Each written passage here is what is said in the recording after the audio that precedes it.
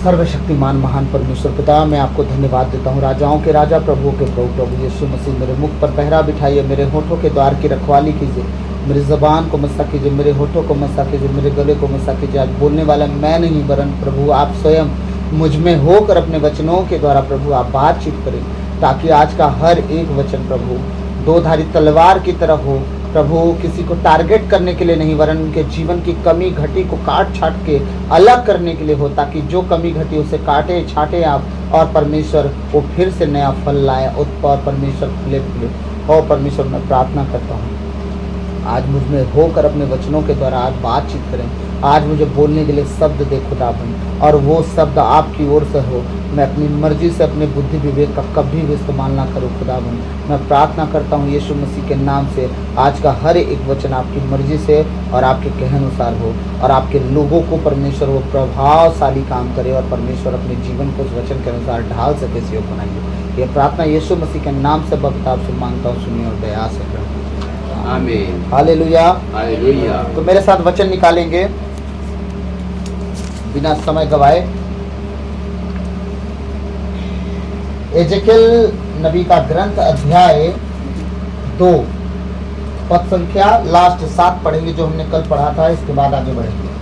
वो वचन क्या था? चाहे वो सुने, चाहे वो सुनने से इनकार करे। हालेलुया। हालेलुया।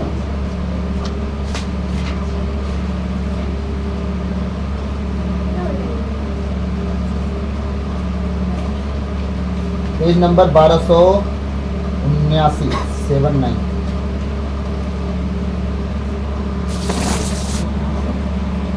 हाँ, 2 का 7 पढ़िए, लास्ट हम पढ़ के आगे बढ़ेंगे। हाँ, चाहे वे सुने या सुनने से इनकार करें, तुम मेरे शब्द उन्हें सुनाओगे, क्योंकि उनका घराना विद्रोही है। परमेश्वर का वचन प्रभु आपको इस वचन के द्वारा बहुतायत से आशीष दे, हम सबको आशीष दे। आमीन। प्रभु का वचन कह रहा है एजेकियल नबी के ग्रंथ में 2 अध्याय का 7वां वचन, हमने जैसा कि कल पढ़ा और हमने इसे लास्ट किए थे। आज हम फिर इससे आगे बढ़ेंगे, लेकिन इस वचन को मैं शुरू करके आगे बढ़ूंगा। चाहे वे सुने या सुनने से इनकार करें, तुम मेरे शब्द उन्हें सुनाओगे, क्योंकि उनका घराना विद्रोही है। परमेश्वर ने कहा है एजेकियल नबी से, जाके बोल दे इजराइलियों को, चाहे वे सुने या सुनने से इनकार कर दे, उनका घराना क्या है? विद्रोही है। ठीक है, अब हम आते हैं 3 अध्याय का 4 से 7 वचन पढ़ेंगे। 3 अध्याय 4 से 7 पढ़ेंगे। इसके बाद तुम यरूशलेम की घेरेबंदी की ओर मुँह कर अपना 3 अध्याय का 4 से 7। उसने मुझसे कहा, हाँ। मानव पुत्र, इस्राएल की प्रजा के पास जाकर उसे मेरे शब्द सुनाओ। हाँ। मैं तुमको विदेशी भाषा और कठिन बोली बोलने वाली जाति के पास नहीं, बल्कि इस्राएल के घराने के पास भेज रहा हूँ। विदेशी भाषा और कठिन बोली बोलने वाले राष्ट्र के यहाँ नहीं, जिनके शब्द बोलने वाले राष्ट्र, जिनके शब्द तुम नहीं समझ सकते। यदि मैं तुमको ऐसे लोगों के पास भेजता, तो वे तुम्हारी बात अवश्य सुनते, किंतु इस्राएल का घराना तुम्हारी बात नहीं सुनेगा, क्योंकि वे लोग मेरी बात सुनना नहीं चाहते। क्योंकि इस्राएल का समस्त घराना हठी मन और कठोर हृदय वाला है। आमीन। आमीन। हालेलुया। प्रभु का वचन आज हम बड़े ध्यान से सुनेंगे। प्रभु जो कहना चाह रहे हैं अपने लोगों से। अब एजेकियल नबी से परमेश्वर ने कहा, चाहे वो सुने चाहे सुनने से इनकार कर दे, उनके पास तुम जाओ और उन्हें बताओ कि तुम हठीले प्रजा हो गए हो, तुम सुनते भी हो भी नहीं सुनते हो, और देखते हो भी नहीं समझते हो। तो अब तुम जाओ और उनसे कहो। क्या कहना है? उनसे कहना है, उसने मुझसे कहा, मानव पुत्र, इस्राएल की प्रजा के पास जाकर उसे मेरे शब्द सुनाओ। कौन से शब्द? बहुत इंटरेस्टिंग शब्द। मैं पूरी बाइबल पढ़ा, जब ये वचन सुनने को मिला ना, मैं हंसूं कि गुस्साऊं, क्या करूं, मेरे समझ में नहीं आ रहा था। अभी जब बताऊंगा आप लोग को भी ऐसा लगेगा। कौन सी लाइन ना बताता हूं मैं। कह रहा प्रभु, मानव पुत्र इज़राइल की प्रजा के पास जाकर उसे मेरे शब्द सुनाओ। कौन से शब्द? मैं तुमको विदेशी भाषा और कठिन बोली बोलने वाली जाति के पास नहीं। कौन सा? विदेशी भाषा और कठिन बोली बोलने वाली जाति के पास नहीं, बल्कि इज़राइल के घराने के पास भेज रहा हूं। तो समझे? तुम जो भाषा बोलते हो वही भाषा बोलने वाले के पास भेज रहा हूं मैं, किसी और भाषा बोलने वाले के पास नहीं भेज रहा हूं। उन्हें जाके समझाना, ठीक है? और आगे की जो लाइन है ये बड़ा इंटरेस्टिंग लगा मेरे को जब मैं पढ़ा, तो गजब मस्त लाइन है। क्या? विदेशी भाषा और कठिन बोली बोलने वाले राष्ट्रों के यहाँ नहीं, जिनके शब्द तुम नहीं समझ सकते। परमेश्वर कह रहे हैं एजेकियल को, मैं विदेशी भाषा और कठिन बोली जो बोलते हैं ना, उनके पास तुम्हें नहीं वो भेज रहा हूं कि तुम उनके शब्द नहीं समझ सकते। लेकिन यहाँ कुछ और बात है। प्रभु कह रहा है यदि मैं तुमको ऐसे लोगों के पास भेजता तो वे तुम्हारी बात अवश्य सुनते। भले समझे ना समझे, पर वो सुनते। लेकिन जिनके पास तुम्हें भेज रहा हो ना, वो मेरी बात सुनते हैं, तुम्हारी भाषा समझते हैं, फिर भी हठीले हैं। तो समझे कि नहीं? इज़राइल से परमेश्वर का काम शुरू हुआ। इज़राइल ही नहीं बदला। भारत के लोग इंग्लिश जानते थे, रोमी वर्ड जानते थे, इब्रानी, लातीनी सब जानते थे, मादी, फारसी जानते थे। भारत के लोग प्रभु को एक्सेप्ट कर लिए, लेकिन जहां से परमेश्वर निकला वहीं के लोग एक्सेप्ट नहीं कर पाए। सही है? ये वचन कंप्लीट हुआ कि नहीं हुआ? कि मैं तुम्हें अगर कठिन जाति, कठिन बोली और विदेशी भाषा वालों के पास अगर भेज देता ना, वो पक्का तुम्हारी सुन लेते। लेकिन तुम्हें ऐसे लोगों के पास भेज रहा हूं जो तुम्हारे शब्द को समझते हैं और तुम उनके शब्द को समझोगे, लेकिन वो नहीं लौटने वाले। लेकिन मेरी बात उनको कहना जरूर। परमेश्वर कह रहे हैं मेरी बात उनसे कहना जरूर कि तुम नहीं सुनोगे तो मैं तुम्हारे साथ क्या क्या करूंगा। हालेलुया। 5वां वचन से पढ़ूंगा। मैं तुमको विदेशी भाषा और कठिन बोली बोलने वाली जाति के पास नहीं, बल्कि इज़राइल के घराने के पास भेज रहा हूं। इज़राइल का घराना कौन है? परमेश्वर की नीज प्रजा, जिसे वो कहता है वो मेरी नीज प्रजा है। हालेलुया। विदेशी भाषा और कठिन बोली बोलने वाले राष्ट्रों के यहाँ नहीं। मैं तुम्हें अभी मान लीजिए मैं हिंदी जानता हूँ, मुझे मलयालम, तेलुगु ऐसे जगहों पे नहीं भेज रहा है, बंगाली ऐसे जगहों पे नहीं भेज रहा है। वो कह रहा है जो हिंदी जानते हैं ना, नवापारा के लोग, जड़िया के लोग, लुड़ेक के लोग, जबलपुर के लोग, जामचुआ के लोग, जो हिंदी जानते हैं उनके पास भेज रहा हूँ। ऐसे लोगों के पास नहीं भेज रहा हूँ जो नहीं जानते हैं। अगर मैं ऐसे लोगों के पास भेज दूं जो तुम्हारे शब्द नहीं जानते, वो बिल्कुल सुन लेंगे वो। हालेलुया। मेरे पापा रामायण हर मंगलवार को करते हैं, लेकिन जब प्रभु का वचन सुनाता हूँ बड़ी आराम से सुनते हैं और एक तो जवाब उनके पास नहीं रहता है। जब मेरे सवाल निकलते हैं ना, 10 आज्ञाओं से शुरू करता हूँ, तो 10 आज्ञाओं में पूरी मानव जाति समेट जाती है ना भाई। गायब हो जाते हैं सवाल जवाब उनके। इसका मतलब जो हमारी भाषा नहीं बोलते बाइबल की ना, वो सुनते हैं, लेकिन जो बाइबल की भाषा बोलते हैं ना, वो ज्ञान झाड़ते हैं बस। हालेलुया। विदेशी भाषा और कठिन बोली बोलने वाले राष्ट्रों के यहाँ नहीं, जिनके शब्द तुम नहीं समझ सकते।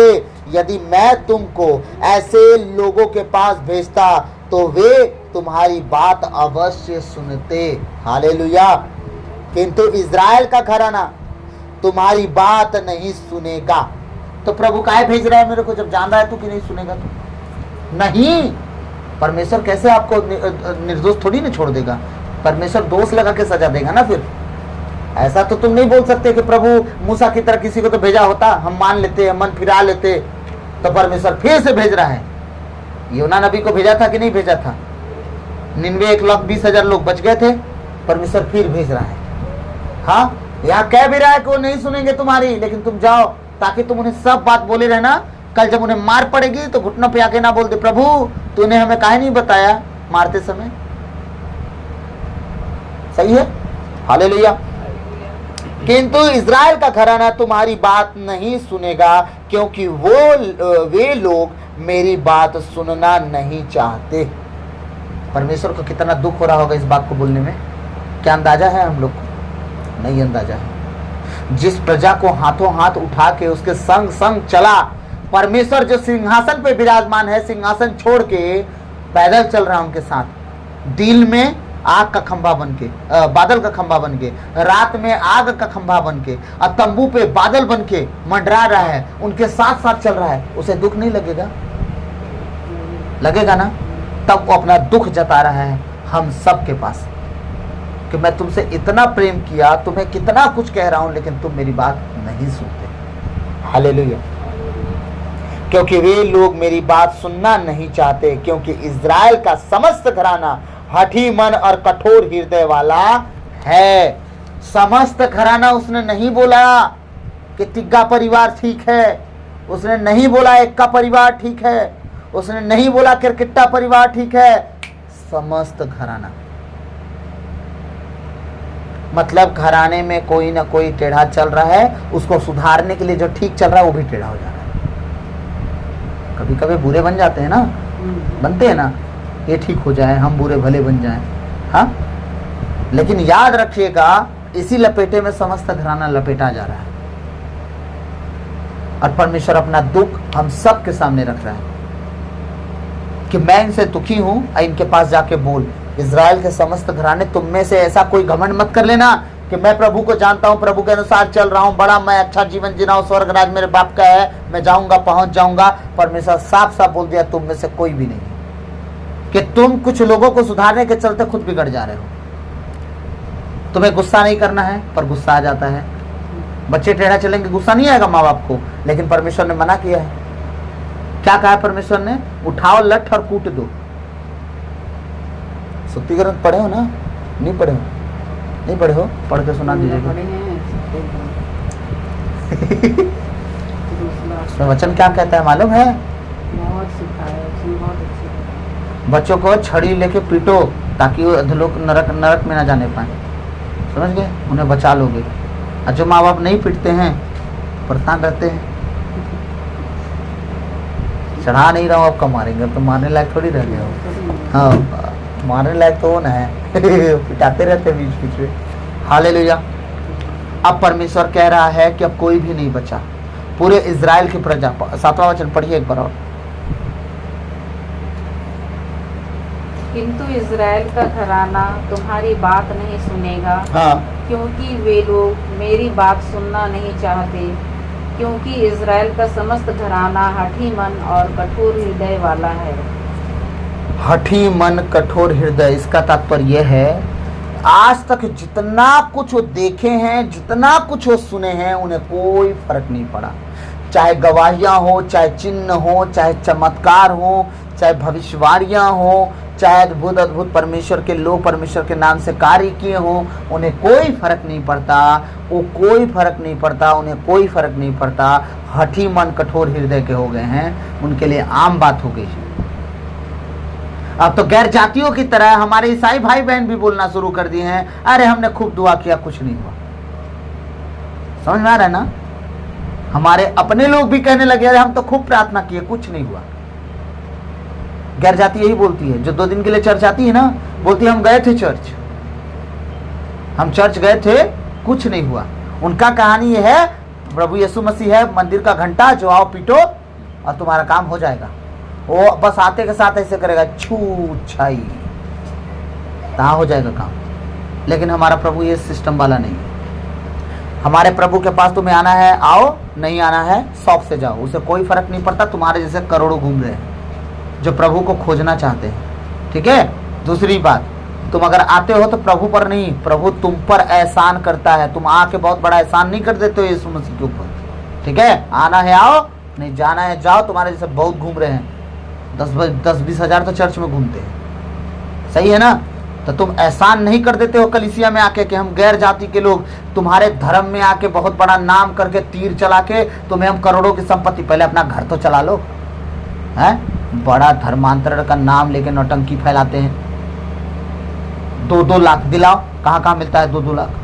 चलते हैं हम लोग दोबारा बपतिस्मा लेंगे, मिले तो 200-250 तो चर्च हो गए हैं, डिवाइड कीजिए 2 लाख में, 5 करोड़ तो ऐसे ही बैठ जाएगा ना भाई। 5 करोड़ में तो फिर घर बंगला गाड़ी रोल्स रॉयस सब आ जाएंगे, मर्सिडीज तो तय है। हाँ, समझ रहे हैं मेरी बात। इसीलिए ढकोसलाबाजी से थोड़ा बाहर निकलिए। परमेश्वर किसी का जाति धर्म नहीं बदलता, वो अपनी प्रजा से खुद परेशान है, दूसरों के पीछे कहाँ भागेगा वो। हाँ, वो अपनी प्रजा से परेशान है। वो आज गैर जाति चंगाई छुटकारा अपराधों की क्षमा पा रही है, इजरायली लोग पाप में फंसे हैं, बीमारी में फंसे हैं, गुनाहों में फंसे हैं। गैर जाति चंगाई छुटकारा पाके जी रहे हैं मस्त प्रभु यीशु का गुणगान गा गा के, और वो बढ़ते चले जा रहे हैं, बढ़ते चले जा रहे हैं। लेकिन हमारे खुद जो परमेश्वर के जन्म जन्मांतर क्रिश्चियन है, डूबते जा रहे हैं, अपने आप को डूबते जा रहे हैं, डूबते जा रहे हैं। हाँ, प्रार्थना तो कर रहे हैं पर कुछ हो नहीं रहा है। प्रार्थना तो करते हैं ब्रदर, पर कुछ नहीं हो रहा है। पूछ दू ना क्या प्रार्थना किए तो क्या बोलेंगे पता है? हे पिता हमारे, एक रोजरी प्रणाम मरिया, रोज बोलते हैं हम। ऐसा लगता है कि बताएं 10 टन का पत्थर हमारे सर पे लोड दे रहे हैं कि हाँ इतना बड़ा काम करते हैं। बीमारी है इतनी बड़ी और प्रार्थना है इतना बड़ा। अब विश्वास राई के दाना के बराबर नहीं। उस प्रार्थना में विश्वास होना चाहिए ना। प्रभु ने क्या कहा? सबसे छोटा राई का दाना, तो वही बीज तो वो विश्वास का। मैं बड़ा पेड़ उत्पन्न कर दूंगा, उसमें बसेरे करेंगी चिड़िया। मतलब बहुत जन आएंगे तुम्हारे पास उसी राई के दाने के बराबर। जब तुम्हारा विश्वास बढ़ जाएगा तो पेड़ हो जाओगे। बहुत जन आएंगे तुमसे छाया लेने। सही है ना? लेकिन ये बातें उनके समझ में आती नहीं है। हम प्रार्थना तो करते हैं ब्रदर, हम प्रार्थना तो करते हैं। हालेलुया। 5 अध्याय 7 और 8 निकालेंगे इसी का। 5 अध्याय 7 और 8।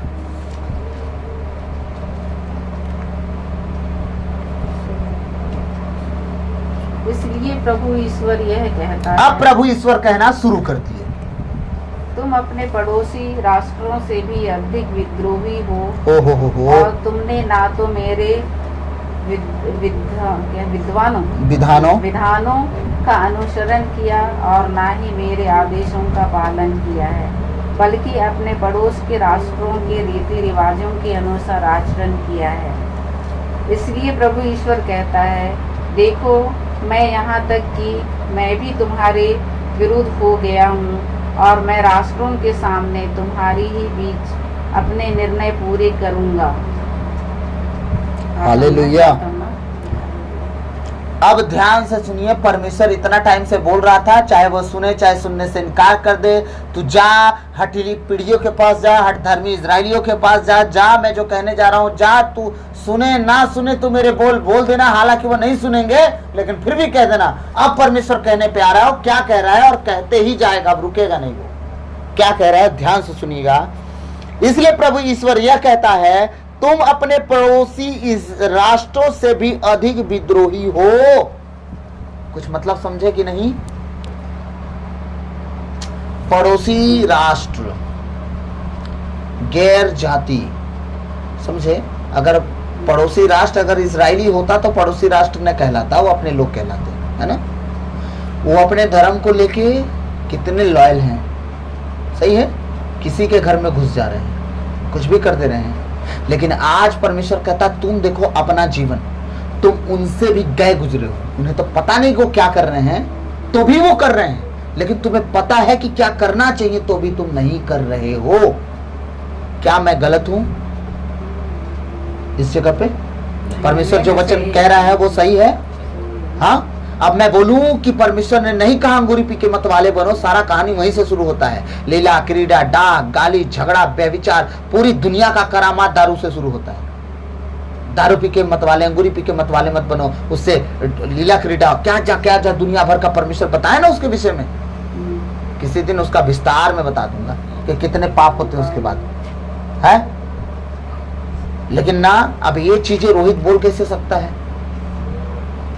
मैं मत छोड़ो। तुम एक काम करो, गला में घड़ा बांध दो यार दारू का। जब प्यास लगे एक ढक्कन नहीं, एक गिलास लपेटते रहना। कुछ दिन में किडनी गुर्दा खत्म हो जाएगा, ठीक है? और पैसा तो ऐसे भी घर में कुछ बचा नहीं तुम्हारे पीने के चक्कर में, तो हॉस्पिटल में, सरकारी अस्पताल में फेंक दिए जाओगे और खत्म कहानी हो जाएगा एक दिन। क्योंकि शरीर में जो बोगे शरीर में ही काटोगे, आत्मा में जो बोगे आत्मा में ही काटोगे। अगर बेटा खाएगा मिट्टी तो स्वाद तो बेटा को आएगा कि मिट्टी टेस्टी लग रहा है या कि बालू गिटगिट लग रहा है।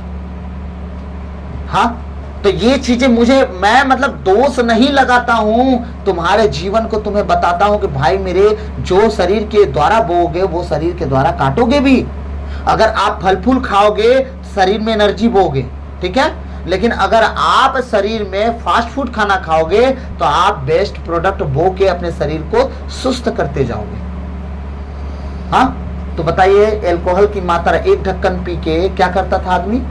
अपनी बीमारी को पेट साफ करने के काम में लाता था। कितना? 1 ढक्कन। 1 कप पानी मिलाए, 1 ढक्कन महुआ का दारू मिलाते थे। पहले के लोग बताते थे, कभी बुखार नहीं आता था, शरीर में दर्द नहीं होता था, हाँ, निमोनिया का कंडीशन ठीक। लेकिन यहाँ तो भैया पौवा, ढक्कन, आधा बोतल, बोरा बोतल सब चढ़ने लगा। बताइए, वो दवाई थोड़ी रह गया। कोरेक्स का सिरप गवर्नमेंट क्यों बंद कर दिया? जब वो तो सिरप थी खांसी की ना, क्यों बंद कर दिया? अरे सिरप की तरह नहीं, तुम उसको तो सीसी लड़के लोग मारना शुरू कर दिए, गवर्नमेंट मजबूर होकर बंद कर दी। गाय लोग को, भैंस लोग को इंजेक्शन लगता था जो दूध निकालने के टाइम, है ना, जो दूध नहीं देने देती थी, लड़के लोग इंजेक्शन। मेरे मामा का लड़का भैया दिन भर मारे रहता था। सोचिए, ये कहानी। एक दर्द की गोली आती थी ग्रीन कलर की, क्या बोलते हैं, स्पासमफ का करके कुछ बोलते हैं, उस गोली को 18-18, 20-20 गोली एक साथ खा के लाल आंखें करके। एक बार तो एक गोली मेरे को भी दे दिया मेरा भाई, मेरा देखता हूँ मैं भी। कहा चाय पिला दिया, शक्कर 2 चम्मच एक्स्ट्रा। मैं पूरा दिन इससे करके सबको देखा हूँ, घूर घूर के, लाल लाल आंखें तो बड़ी बड़ी है भी, इससे करके देख रहा था सबको। मेरे मामा बड़े वाले बेटे बोल रहे हैं, ना रे तू इससे करके क्या देख रहा है? मेरा मन कर रहा है इसे ही देखूंगा, ऐसे बोल रहा हूँ उनको। कभी ऐसे बात नहीं किया था। सोचिए कौन कंडीशन में जा रहा हूँ मैं।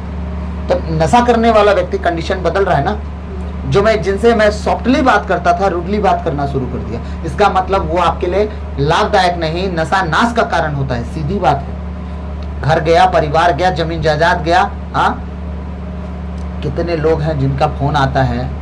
अब उनसे बोलूंगा कि जाइए, जो लोग मना करते हैं कि रोहित को बोलो ऐसा प्रचार ना करे, उनसे मिलो, तो फिर क्या बोलेंगे? आपके सामने ही बोला गया था ना, हाँ, कि इस बात को मत छेड़ना। बोले नहीं, अब तो बोलूंगा भैया, महिलाएं तुम भी पियो, जैसे पति तुमको मारता है तुम भी बाल पकड़ के मारो पटक पटक के। क्या करोगे? दोनों साउंड माहौल धुम्मा चोर, लड़का लोग को भी पिलाओ, उन्होंने भी नाचे, इधर उधर तांडव मचाए। बर्तन भाड़ा सब बेच दो, चूल्हा में खाना सीधे रख देना, भात भी उसी में डाल देना, लकड़ी में भात भी चूल्हा में पक जाएगा। उसी चूल्हा में, बर्तन तो है नहीं घर पे, मोदी जी फ्री में दे देंगे खाना, सीधे डाल देना, उसी पक जाएगा, खा लेना। बात समझो। मैं इतनी खरी खोटी अगर बात बोलता हूं तो क्या अपने लिए आप कमा के मेरे घर में पहुंचा दोगे? आपके बच्चे अगर संपन्न हो जाएंगे, फल फूल जाएंगे, तो क्या मेरे घर में आके खेती मजदूरी कर देंगे? वो किसके लिए सारी बातें मैं बोलता हूं? Hallelujah, hallelujah. ये सारी बातें मैं किसके लिए बोलता हूं? मैं सारी बातें इसलिए बोलता हूं क्योंकि मुझे बुरा लगता है, मुझे दुख होता है कि जिन लोगों के बीच में मैं रह रहा हूं, हाँ, तो ये सारी बातें मैं इसलिए बोलता हूं कि जब हम लोगों को प्रचार करते हैं, कान खोल के सुन लीजिएगा, जब प्रचार करते हैं ना गैर जातियों में कि प्रभु दयालु है, बहुत दया करता है, बीमारी ठीक कर देता है, ऐसा तो कहते हैं, तब ईसाई लोग काहे ठीक रहते हैं? अब उनसे बोल नहीं सकते ना, काहे ठीक नहीं रहते हैं। तो जब बोल देंगे कि काहे ठीक नहीं रहते, तो बोलते तो तुम हमको काहे सिखा रहे, उनको सिखाओ। आज गैर जातियों में प्रचार क्यों नहीं हो पा रहा है? स्पेशली प्रचार नहीं हो पा रहा है, वो अपने दुख के मारे दौड़ के आ रहे हैं, तब उनके जीवन में प्रभु काम कर रहा है। लेकिन प्रचार स्पेशली आप नहीं जाके कर सकते। अब जाइए 4 घर प्रचार करके दिखाइए, कल आप जेल में होंगे। हाँ, समझिएगा, कारण है। जब कोई गैर जाति से आती है रो के, हमारा पति बहुत दारू पीता है, प्रार्थना करोगे तो ईसाई लोग तो बहुत दारू पीते हैं, वो क्या नहीं छोड़ देते? आप अपना कल्चर दिखाने के चक्कर में मसीहत को खराब कर दिए। हाँ, आप अपने जीवन को जीने के चक्कर में यीशु मसीह का नाम खराब कर दी। यही चीज तो परमेश्वर कह रहा है ना कि तुम गैर जातियों से भी कह गुजरे हो भाई। वो लोग तो अपने जाति धर्म में जो करना वो कर ही रहे हैं, लेकिन तुम्हें जो पता है वो तक छोड़ के उनके जैसा दशा में जीने लगे। कैसे? अभी साबित करता हूं मैं बोल के। इसलिए प्रभु ईश्वर यह कहता है, तुम अपने पड़ोसी राष्ट्रों से भी अधिक विद्रोही हो और तुमने न तो मेरे विधानों का अनुसरण किया है और न ही मेरे आदेशों का पालन किया है। प्रभु के वचन का ना मनन चिंतन किए, तुम अनुसरण किए, ना उसके अनुसार चले, ना परमेश्वर कह रहा है उसके आदेशों का तुम पालन किए। आदेश दिया ना, 10-10 आज्ञा दिया, वो ये मत करना, वो मत करना, ऐसे मत चलना, वैसे मत चलना, बाकी बातें भी लिख दिया, वो विस्तार से भी लिख दिया वो, लेकिन तुमने उसका पालन नहीं किया। बल्कि अपने पड़ोस के राष्ट्रों के रीति रिवाजों के अनुसार आचरण किया है। ये होली है तो दिवाली है तो क्रिकेटा है तो ऑर्केस्ट्रा है? बताइए मैं क्या बोल रहा हूँ। आप लोगों के बीच में पहले डीजे चलता था क्या? समझिए, बस मैं अब ज्यादा दुनियादारी का तो कुछ ही समय से समझ रहे ना? आप लोगों में क्या ये सब रिवाज था? हाँ, नहीं था ना? समझते जाइए कहाँ से आ गया। क्या काना का विवाह भोज में सब चला था क्या? डीजे उजे मस्त ढिचिक ढिचिक। तो काना के विवाह भोज का दारू इस्तेमाल कर लिए सब, लेकिन काना के विवाह भोज में बाकी जो प्रक्रिया हुई, पानी से अंगूरी बना देना, वो कोई पानी से अंगूरी नहीं बना रहे हैं। किसी को महुआ चाहिए, किसी को चावल चाहिए, है ना? लेकिन यीशु मसीह प्योर पानी का अंगूरी बनाए थे। सही है, ठीक है? तो ऐसा कोई नहीं कर रहा पानी खौला लो, उबाल लो, बना तो लो, जैसा भी बनाना है, कुछ मिलाना मत। यीशु मसीह ने मिट्टी के बर्तनों में बस मिलाया था कि मिट्टी के बर्तन में तुम्हें घड़ा में डाल के बना लो जो बनाना है। प्रभु तो उंगली भी नहीं डाले, तुम लोग उंगली हाथ सब डाल लो, ऐसे ऐसे घुमा भी लेना, बस बना लेना जो बनाना होगा। दूसरी बात, डीजे चला वहाँ की शादी में, वो आजकल जो चल रहा है गैर जातियों की तरह अलग से शादी हम करेंगे चर्च के बाद वाला चल रहा है ना, क्या उसको बोलते हैं, रिसेप्शन। ये कहाँ का चल रहा है रीति रिवाज? थोड़ा देख के बताइए तो मेरे को। पड़ोसी का मतलब बुरी संगति चाल चलन खराब करी दोस्त। नहीं तो ये रिसेप्शन नहीं होता था, खाना पीना होता था ना भाई घर पे। सिटी में थोड़ा सा शुरुआत कर दी सिटी वाला। मैंने कहा सिटी वाला शुरुआत क्यों हुआ? किसने कहा करने के लिए? देख वही मेरा कहना, परमेश्वर यही तो बतिए कह रहा है ना, सारा कहानी तो यही चल रहा है। उनके रीति रिवाज, उनके त्योहारों के अनुसार तुम भी चलना शुरू कर दिए। यही तो दोष लगा मेरे ऊपर, यही दोष न लगा। आज वचन मैं पूरे ऑनलाइन क्यों बता रहा हूँ, ये वचन जो दोष मुझ पर लगे थे कुछ दिन पहले, यही चीज तो आज साबित कर रहा हूँ कि परमेश्वर जो नहीं चाहता था वही बोला था मैं, तो मैं गलत हो गया। लेकिन जिस दिन न्याय होगा उस दिन क्या करेंगे गलत साबित करने वाले मेरे को? मैं तो उन्हें साबित नहीं करूंगा, ठीक है, मेरा तो टिकट कटेगा, मैं निकल लूंगा। लेकिन जिस दिन परमेश्वर के सामने हम कचहरी में खड़े होंगे, मैं उसके दाहिने साइड वाली लाइन में होऊंगा जहां कम लोग होंगे, और कुछ लोग बाएं साइड वाली लाइन में मिलेंगे जहां बहुत लोग होंगे। फिर क्या होगा? फिर उस दिन तो कोई नियम, कोई कानून, कोई कायदा कुछ काम नहीं देगा। वहां एक ही नियम, एक ही कानून है, खुद यीशु मसीह। सही है, हालेलुया। आज वचन ध्यान से सुन लीजिएगा, तो थोड़ा नियम कानून से बाहर निकल के यीशु मसीह के पीछे चल लेंगे, ज्यादा बेटर है, क्योंकि नियम कानून काम नहीं देने वाला। हालेलुया। हाँ, प्रभु का वचन कह रहा है, पड़ोसी राष्ट्रों से भी अधिक विद्रोही हो, और तुमने न तो मेरे विधियों का अनुसरण किया है और न ही मेरे आदेशों का पालन किया है, बल्कि अपने पड़ोस के राष्ट्रों के रीति रिवाजों के अनुसार आचरण किया है। रीति रिवाजों के अनुसार। अब शादी से लेके, हल्दी से, मंडप से लेके, एक मिनट,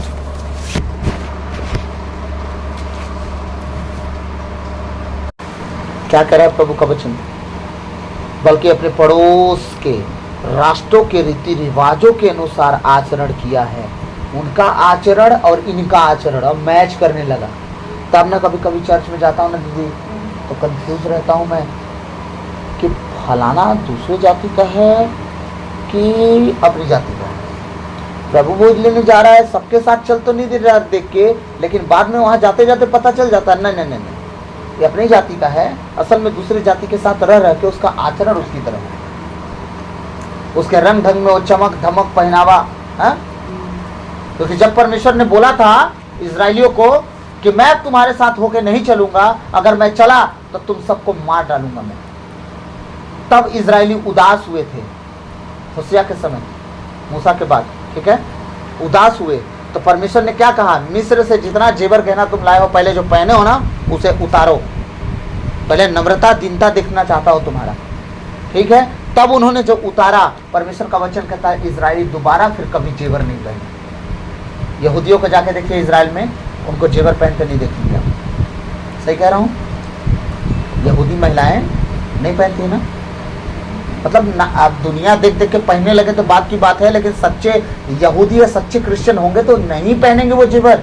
जो यहाँ से यहाँ तक लाते हैं ना, वो नहीं ला देंगे। तो नहीं ला। अरे दीदी, तो अब स्त्री है तो उसका पहरावा तो रहना चाहिए ना, कि हम नाक कान में पहन लिए, गले में एक ठो डाल लिए, अलग बात है। अरे जो यहाँ से यहाँ तक वो जो चल रहा है ट्रेंड दिखाने वाला, यहाँ से यहाँ तक दिखाने वाला, पैसा है तो सोना सोना कर दो, ठीक है, ताकि तुम दूसरों का ठोकर का कारण बनो। तो अभी भी कलिसियाए में देख रहा हूँ मैं, एक मंगलसूत्र में पेट नहीं भरता था, 2-3 ठो लाद देते हैं, चेनों ढकेल देते हैं उसी में। है हमारे पास तो पहनेंगे, तुम्हारे पास तुम भी पहन लो। परमेश्वर की नज़र में क्या ये चीज़ तुम्हें समझ में आ रही है कि तुम्हारे काम में आएगा? है तो रखो ना यार अपने घर पे। परमेश्वर के भवन में नम्र बन के आओ। हाँ, श्रृंगार पटार नहीं बोला परमेश्वर। स्त्रियों का श्रृंगार करना, बाल गुथना, ये सब काम नहीं है। उन्हें सभ्य वस्त्र पहन के परमेश्वर के भवन में आना चाहिए, सर ढक के। यही बोला है ना वचन, सीधी बात, सभ्य बन के आना है, दिखावा करके नहीं। लेकिन अब काहे तुम बोल दिए, मेरे को फायदा दे रहा है, तुम आ रही हो ऐसे बन के, तुम्हारे ऊपर भी ऐसे घूम रहे हैं 4-5 ठो दुष्ट आत्माएं, क्यों मंडराती हैं? फिर आज्ञा जिस दिन तोड़ोगे तुम, जिस दिन परमेश्वर की आज्ञा तोड़ोगे, शैतान के हाथ में लग जाओगे। फिर शैतान नचाता है, तुम नाचते हो। बीमारी ठीक नहीं हो रही है, बच्चे ठीक नहीं हो रहे हैं, घर परिवार ठीक नहीं हो रहा है, पति दारू नहीं छोड़ रहा है, पैसे खत्म होते जा रहे हैं। क्यों? तुमने आज्ञा तोड़ा। गृहिणी बोली जाती है ना, गृहस्थी पत्नी के द्वारा बनाई जाती है ना। जब तुम ही सब डामाडोल हो, दिखावा करो आके भवन में परमेश्वर के। आज आपका पति है, आपका घर संभाला है, कारण क्या है? आपने परमेश्वर के सामने नम्रता और दीनता से अपने आप को प्रेजेंट किया, ठीक है। इतना बड़ा बेटा है, आपके अधीन है, खुद को परमेश्वर के सामने प्रेजेंट की है नम्रता और दीनता में। जहाँ से बन रहा है परमेश्वर की सेवा में लगी है, ठीक है। परमेश्वर इन सब चीज़ों में कहता है, मसीह में की हुई मेहनत कभी व्यर्थ नहीं जाती। समझ गए ना दीदी? याद रखिएगा। अभी बहुत कुछ बताना बाकी है, मैं थोड़े समय में क्या क्या बताऊंगा। मेरे को तो दिन भर कम पड़ता है, हाँ दिन भर कम पड़ता है, मैं क्या क्या एक दिन में बता दूं। हाँ, कभी तो लगता है 10 दिन का मस्त मीटिंग फिक्स करें और आराम से बैठे वचन सुनने के लिए। सुबह से मैं रात कर दूं। पौलुस सुनाते थे, भोर से लेकर शाम हो जाता था, तो मैं भोर से उठूं और शाम तक सुनाऊं वचन। बस कोई उसे डाउनलोड करने वाला हो अपने माइंड में, बस ताकि वो चल सके। हालेलुया। रीति रिवाजों के अनुसार आचरण किया है, इसलिए प्रभु ईश्वर कहता है, देखो मैं यहाँ तक कि मैं भी, अपनी बार 2 बार कह दिया, अपनी बार, देखो मैं यहाँ तक कि मैं भी तुम्हारे विरुद्ध हो गया हूं। ले, हो गया मोए मोए, हाँ? कहानी खत्म। परमेश्वर जिसके विरुद्ध में खड़ा हो जाएगा दीदी, कौन बचा सकता है उसको? जिस घर पर परमेश्वर का हाथ उठ गया हो, उस घर को कौन संभाल सकता है? आज बताइए। कैंसर यीशु मसीह के लिए बड़ा चीज है क्या? लकवा बड़ा चीज है क्या? आपके जीवन में हुआ ना? क्या आप पर जीत पाया वो? नहीं ना, आप उसके ऊपर जीत गए। आप ही तो एक बड़ी गवाह है ना कैंसर की, जीत के निकली ना उस पर से, और वो हारा ना। इसका मतलब समझते जाइए, लकवा, किडनी, फेफड़ा, गुर्दा, हार्ट, क्या यीशु मसीह से बढ़ के है क्या कोई बीमारी? लेकिन आज ईसाई मर जा रहे हैं उन्हीं बीमारियों से। कारण क्या? तुमने उस बाड़े को तोड़ दिया जो परमेश्वर ने एक दायरा लगाया था कि बाबू इस लेखा से बाहर मत जाना, इस दायरे से बाहर, बाउंड्री लाइन से बाहर मत जाना, तुम मेरे नियम कानून आज्ञा के बाहर तुम मत जाना, नहीं शैतान तुम पर कब्जा लेगा और तुम्हें बहुत सी तकलीफें देगा, और तुम्हें बस यही कहते रहेगा, तेरा प्रभु तो सुना नहीं, तेरा प्रभु तो सुना नहीं। तेरे चक्कर में पूरा घराना बैकस्लाइड हो जाएगा। हमारे मम्मी पापा तो खूब प्रार्थना किए, बीमार थे तो कुछ हुआ नहीं, तो हमारे साथ क्या हो जाएगा? तेरे चक्कर में तूने बाड़ा टोरा, बीमारी आई, शैतान कब्जा लिए, तुम्हें झट से मार दिया। 2-4 दिन का प्रार्थना तुम्हारे घर वाले देखे, तुम्हारे आंसू देखे कि प्रभु ने कुछ किया नहीं। नो, तुमने बाड़ा तोड़ा, बाउंड्री लाइन के बाहर गए, इसलिए तुम्हारी प्रार्थनाएं नहीं सुनी गई। तुम भी कैंसर की बीमारी में पैरासीटामोल खा रहे हो, बस तुम्हारी बीमारी कैंसर हो गई। 2 दिन 2 आंसू, रोने से राज मिलता है। चलिए रोता हूं, भारत हमको दे दीजिए, छत्तीसगढ़ दे दीजिए यार, मैं रोता हूं 24 घंटा। 2-4 दिन हाँ हाँ करूंगा, मिल जाए छत्तीसगढ़ मेरे को। अरे ठीक है, सिलसिलिए दिलवा दीजिए। नहीं हो सकता ना। इसका तात्पर्य क्या है? इसका मतलब यह है कि अब जो हो रहा है, अगर खुदा के दायरे में होते तो तुम ना बीमार पड़ते ना रोने का दिन आता। परमेश्वर किसी को चाहता है कि रोए? कौन माँ बाप अपने बच्चों को चाहता है कि रो के कुछ चीज मांगे वो? हाँ, मैं अपनी गलतियों पे रोता हूँ, किसी से परमेश्वर से मांगने के लिए आज तक नहीं रोया परमेश्वर मुझे कुछ दे तो मैं रोऊंगा, मैं रो रहा हूँ मुझे दे दे। नहीं, मैं जानता हूँ मेरा भला पिता है। वो कहता संसार के माता पिता तुम्हारे जो पापी मनुष्य हैं, हाँ, वो तुम्हारे मांगने से अच्छी चीजें देते हैं। अभी हम गीत गाए ना, मांगोगे दिया जाएगा। बेटा मांगे मछली सांप नहीं देता है वो, है? तो अभी बताइए, जब तुम्हारे संसार के माता पिता मछली की जगह सांप और रोटी की जगह पे पत्थर की जगह पे रोटी देते हैं, याद रखिएगा स्वर्गीय पिता कितना महान है। वो क्यों नहीं भली वस्तु देगा? रोने से देगा, वो बिना रोए देता है। हाँ, तुमसे गलती हुई हो, अगर टूटे हुए हो कि हाँ प्रभु तेरे विरुद्ध हमने सच में गुनाह किया, प्रार्थना ना करके, उपवास ना करके, संगति ना करके, वचन ना पढ़ के, अगर आपसे गलती हुई है, आप चाहते तो कर सकते थे, नहीं किए तो आप रो सकते हो। परमेश्वर क्षमा करता है और ब्लेसिंग देता है, आगे बढ़ाता है। लेकिन कोई चीज मांगना है तो रो रो के नहीं मांग सकते आप। बीमारी पे है, परमेश्वर ने अधिकार दिया है मुझे, काहे रोऊंगा मैं? कोई बीमारी मेरे शरीर का हिस्सा नहीं है, कोई महारोग मेरे शरीर का हिस्सा नहीं है।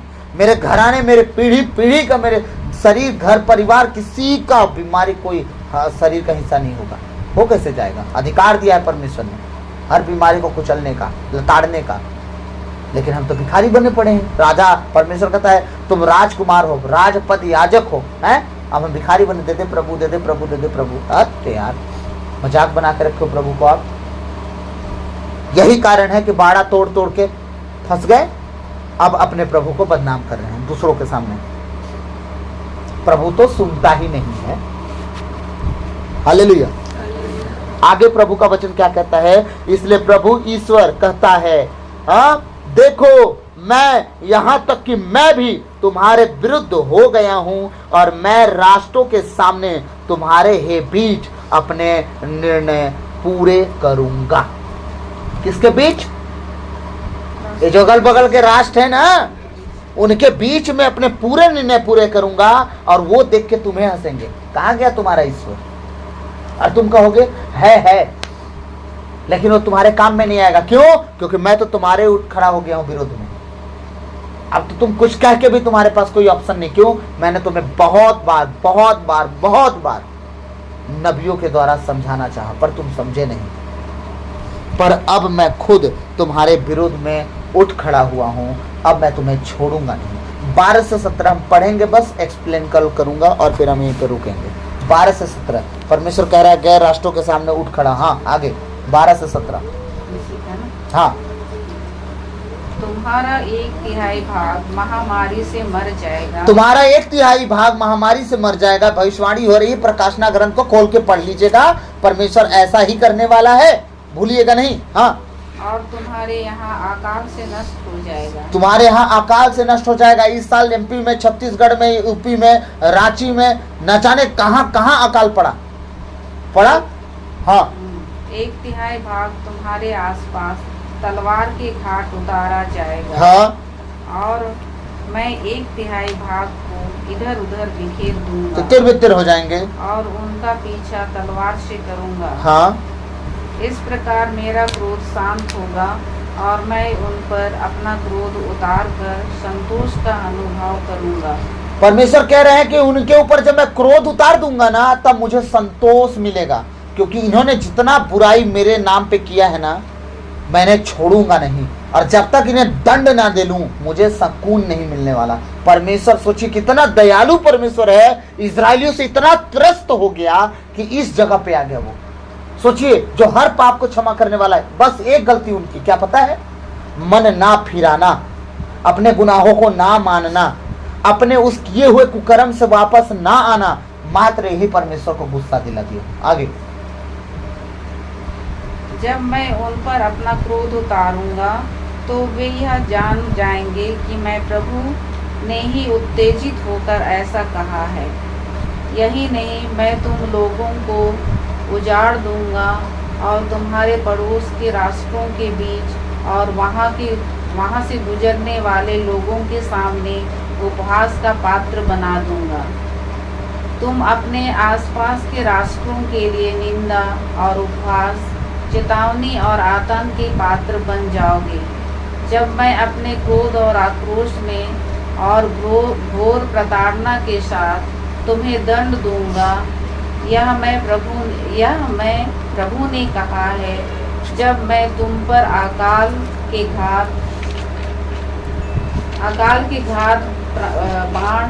घातक बाण, विनाश के भीषण बाण छोड़ूंगा, जिन्हें मैं मिटा देने के लिए ही छोड़ूंगा। और जब मैं तुम्हारे यहाँ अकाल पर अकाल भेजूंगा और तुम्हारी रोटी का आधार तोड़ दूंगा, मैं तुम्हारे विरुद्ध अकाल और जंगली पशुओं को भेजूंगा और वे तुम्हें निसंतान बना देंगे। तुम्हारे यहाँ महामारी और रक्तपात विचरण करेंगे और मैं तुम पर तलवार भेजूंगा।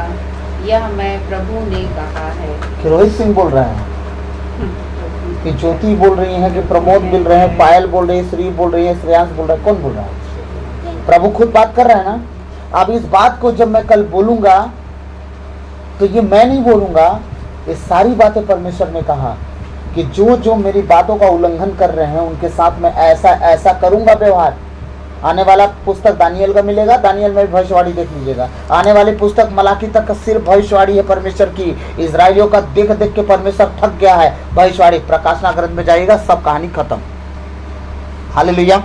तो प्रभु आज के इन वचनों के द्वारा हम सबको आशीष दे। आमीन। आइए हम अंतिम प्रार्थना में जाएंगे।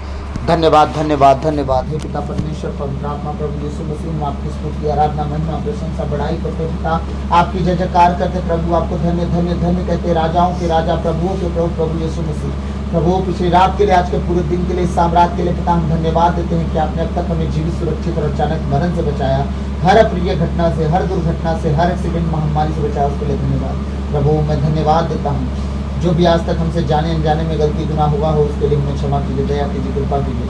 हमें दंड ना दीजिए, हमारे कच गुनाह अपराध क्षमा कीजिए, ताकि हम आपके कहे अनुसार जीवन जिए, पाप गुनाह सदा दूर रहे। प्रभु इस सुंदर जीवित वचन के लिए हम धन्यवाद देते हैं कि आपने प्रभु अपने वचनों को प्रभु इतने अच्छे रीति से हमारे बीच में रखा। प्रभु मैं प्रार्थना करता और विश्वास करता हूँ आज के वचन के द्वारा लोग इसे जज नहीं करेंगे, वरन प्रभु इसमें से अपनी कमियों को खोज कर उन कमियों से दूर होना शुरू करेंगे, ताकि पिता अपने जीवन को, अपने घर को, अपने घराने को, अपने परिवार को प्रभु तो उसमें ऊंचा उठा सके और परमेश्वर मांगने वाले नहीं देने वाले बन सके, इस योग बनाना खुदावन। प्रभु मैं प्रार्थना करता हूँ जिस तरह प्रभु ये परिवार उतना दूर से यहाँ आया है परमेश्वर पिता, सुरक्षित आए इनको और इनके गाड़ी कल पुर्जे को, रास्ते गतिविधियों को, और प्रभु मैं आपको बलवंत हाथों देता हूँ। जिस तरह सुरक्षित आए प्रभु ये सुरक्षित जाए प्रभु, और परमेश्वर तेरे प्रेम में बने रहें, तेरे वचनों को मनन चिंतन करते रहें, ताकि इनके जीवन में अगर कुछ कमी रह गई हो प्रभु आज के वचन के द्वारा, तो प्रभु उसे भी वो अपने जीवन से निकालें, ताकि उज्ज्वल भविष्य परमेश्वर जो तेरी ओर से हो इनके जीवन में प्रवेश करे। पिता मैं प्रार्थना करता हूँ आने वाले समय में जब हम इकट्ठे हों प्रभु बहुत आशीषों के साथ प्रभु तुम मुझे भेजना, ताकि इनके जीवन में, इनके प्रभु हर एक परिस्थिति में, हर एक काम जगह और शरीर प्राण आत्मा में वो रिलीज हो और परमेश्वर बहुतायत से आशीष का कारण बने। जितने ऑनलाइन परमेश्वर तेरे आज का वचन सुने हैं परमेश्वर लोग, उनका तू अपने 100 गुना आशीषों को लाना होगा, वो बच्चों उनका घराना बचाया जाए प्रभु।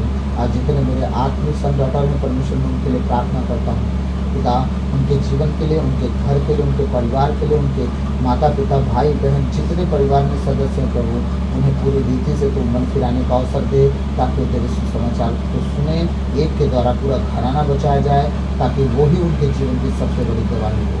वो कभी मांगने वाले ना हो, सदा देने वाले हो। सारी बातों को आपके चरणों में रखते हुए ये प्रार्थना विनती नाज़रत के यीशु मसीह के मीठे और मधुर नाम से बरकरार से मांगता हूँ, सुनिए और दया से। आमीन। धन्यवाद धन्यवाद धन्यवाद। Hallelujah hallelujah hallelujah hallelujah hallelujah hallelujah hallelujah. धन्यवाद धन्यवाद धन्यवाद यीशु, धन्यवाद यीशु, धन्यवाद यीशु, धन्यवाद यीशु। हे पिता परमेश्वर पवित्र आत्मा प्रभु यीशु मसीह आपकी स्तुति आराधना में प्रशंसा बढ़ाई करते हैं। धन्यवाद धन्यवाद धन्यवाद धन्यवाद धन्यवाद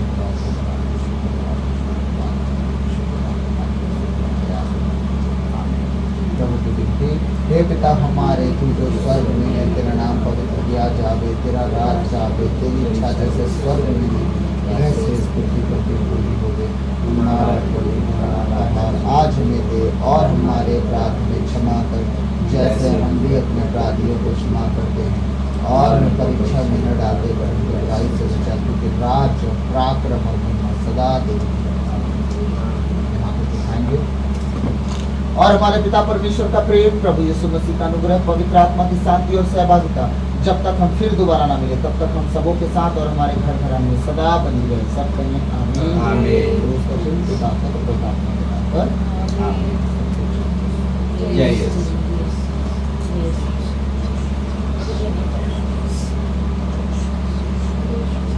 प्रभु आप सबको आशीष दे। आप बच्चे, आपका घराना बचाया जाए। कल ही हम फिर वचन आगे बढ़ेंगे और दोबारा कर लेंगे। तो प्लीज़ कोई भी माइंड मत कीजिएगा, वचन को समझिए कि वचन क्या कह रहा है। परमेश्वर का वचन है, मैंने कोई वचन लिखा नहीं है। हाँ, ये वचन मैं पढ़ के देखी, आज जैसे आज समझाया ना, वो उतना थोड़ी ना समझ पाए। खोजा जब वचन पढ़ रहा था रथ में चढ़ के अपने, ठीक है, तो परमेश्वर का आत्मा फिलिप्पुस को बोला जा रथ के साथ साथ दौड़। तो खोजा जब पढ़ रहा था वचन, तो फिलिप्पुस पूछता है जो तू पढ़ रहा है समझता है? तो बोलता है समझाने वाला कोई रहे तब तो समझूंगा, है ना। यशायाह नबी का ग्रंथ पढ़ रहा था, अध्याय 52 शायद, लगभग ऐसे, है ना। तो बोलता है रथ पे चढ़ा, तब वो परमेश्वर का यीशु मसीह का बारे में समझाया जो यशायाह नबी के ग्रंथ में लिखा गया था, वो समझाया। तो बोलता है पानी भी है, तेरा दास भी है, बपतिस्मा लेने में अब क्या देरी है, चल। बपतिस्मा दिया और वहीं से गायब हो गया। तो दीदी वचन समझाने के लिए परमेश्वर किसी न किसी को तो रखता है ना, है ना। इसीलिए तो वचन आज समझ में आ गया आपको। समझ में आया। तो इसीलिए मैं जितने ऑनलाइन हैं उन सबसे बोल रहा हूँ कि देखिए कोई भी बात नेगेटिव ना लें, नॉन नेगेटिव भी पॉजिटिव, है ना। सब लोग उसे सकारात्मक लें, बात को समझें कि ये वचन क्या आपके जीवन में लागू होता है। अगर नहीं होता है तो माइंड मत करो ना, अगर लागू होता है तो उसे ठीक करो, ताकि परमेश्वर आपको आशीष दे, है ना। तो प्रभु आप सबको आशीष दे। प्रभु के आप बेटे बेटी हैं, प्रभु सदा आपके साथ रहे। आमीन।